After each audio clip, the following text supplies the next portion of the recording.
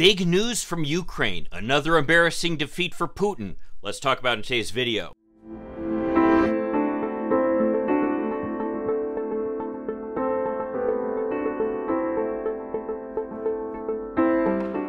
Hi, I'm Mike Greiner. I'm a lifelong Democratic activist who's concerned about the direction our country is taking. I'm also a lawyer and an academic, and I'm here to help you stand up to the BS of the MAGA crowd. So we've all heard about the amazing counteroffensive going on in Ukraine and how the Ukrainians were able to seize as much as 3,700 square miles that the Russians had occupied.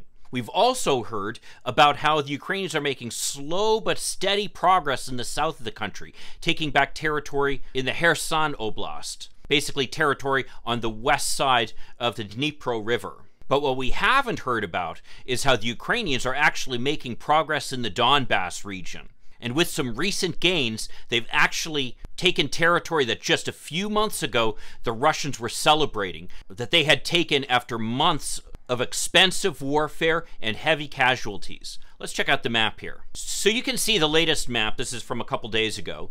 And up here in the northern part of the country, you can see this amazing territory here that was taken back by the Ukrainians, basically pushing the Russians out of the Kharkiv region up to the Oskil River, located right over here. Despite the fact that the Russians have tried to establish some defenses using the Oskil River as a basis for that, the Ukrainians have already crossed over to the other side of the Oskil River in a couple of places, making it hard for the Russians to rely on that natural barrier to try to protect their flank. We can also see down here in the south, this is the Kherson Oblast, and right down here you can see where all these military units are located in the city of Kherson, as well as up here in the north. And this is the area where Ukraine has had a grinding counteroffensive that's been making slow but steady progress. You can see all the green areas around here that the Ukrainians have taken back, and we can even zoom in a little bit here to see some more detail. The blue areas are areas taken in the most recent counteroffensive, and let's just kind of move forward a couple days here. So you can see where the Ukrainians have been pushing forward, back out again. You can see where the Ukrainians have made quite a bit of progress over the last week or so. But still, it's slow, not anything like the kind of explosive victory that we saw up in the north. But if you check out the map here, over here, this part of the eastern part of the country is what's considered the Donbass region. It's basically two oblasts or states. They are Luhansk up here and Donetsk over here. And after the embarrassing defeat that the Russians endured around Kyiv, and the fact that their offensive down in the south was stopped before they were able to take Odessa and the other ports along the Black Sea, Putin has basically moved the goalposts and changed the goals of his special military operation, focusing instead on taking, in particular, this Donbass region, these two states here. Now, taking this region actually makes some sense, given the fact that there's relatively high pro-Russian sentiment here relative to the rest of the country, given the fact that many of these areas actually speak Russian. And you can see over here, the pink area of the map is essentially the breakaway republics that have been engaged in a rebellion against Ukraine with the support of the Russians since 2014, when the Russians also annexed Crimea down here. Now, the big news we've heard about, of course, is that Putin is calling up more soldiers, something that probably won't have any impact for months at this point, and that he's also organizing fake referenda, essentially to get some type of legitimacy for Russian efforts to take over these territories. But what we haven't heard about is this Ukrainian offensive in the east here, in the Donbass. Just kind of focus in a little bit closer. Okay, you can see over here the border of the Luhansk region, which is the smaller of the two oblasts in the Donbass. And a point of pride to Putin was the fact that they had in fact taken one of the oblasts that is contained in the Donbass region. That was seen as some sign of their success and a symbol of their eventual victory in returning the Donbass to Russian control. And to accomplish that, the Russians really expended an enormous amount of effort, particularly on the city over here, Severodonetsk, where the Ukrainians literally fought the Russians to a standstill for months, until finally withdrawing from Severodonetsk at the end of June. Things moved pretty quickly after that, with the Russians reaching the border of the Luhansk Oblast by early July. But that's about where things stabilized. The Russians were exhausted and short on manpower and equipment, and the Ukrainians were starting to get the HIMARS equipment and some other more advanced equipment from the West, which was making their attacks more effective.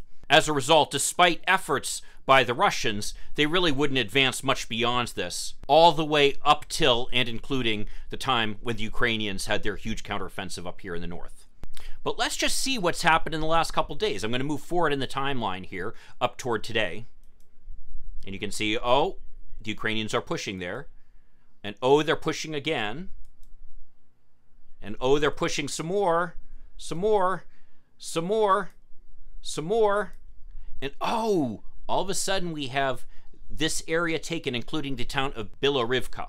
Now, Bilorivka is a significant town in the history of this war, because at one point the Russians had tried to cross this river over here and were essentially caught unaware by some Ukrainian artillery that basically destroyed as much as 200 units. But what's also significant is that Bilorivka is in the Luhansk region. In other words, the Ukrainians now have actually taken away the one oblast that the Russians had occupied in the Donbass. What's more is now they're getting awfully close to the cities of Lysychansk and Severodonetsk, the two cities that the Russians literally fought months to be able to take. You see, this area is the area now that is secured to the Ukrainians, the blue area, and then this kind of grayish area is the area where fighting is still ongoing.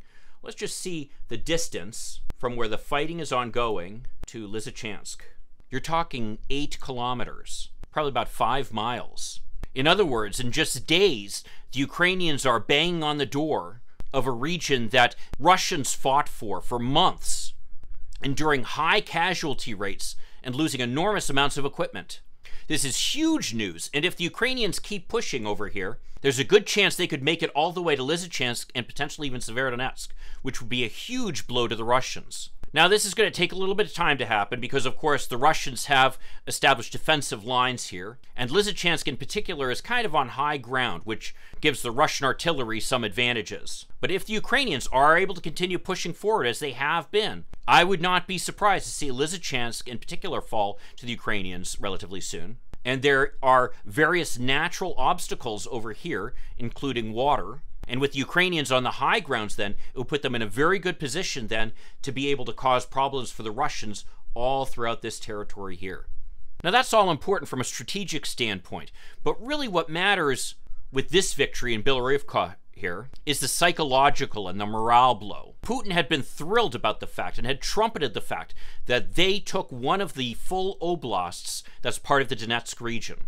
Well, not so much anymore. Not only have the Russians lost huge swaths of territory that they occupied up here in the north, but in addition to that, they no longer control any oblast in the Donbass region, which is the whole justification that they've been using for their invasion of late. This is more bad news for Putin, who just continues to get more and more bad news in the Ukrainian war, where even his allies, the Chinese and the Indians, were questioning his invasion, and if he can't count on their continuing support, well, he's really got problems on his hands. Well, I've been predicting for some time that the Russians would end up being in big trouble in Ukraine, and that their invasion was quite frankly unsustainable. Why don't you check out this video over here that I did some time ago where I explore that idea. I'll see you then. In the meantime, let's hope for continued progress. Thank you.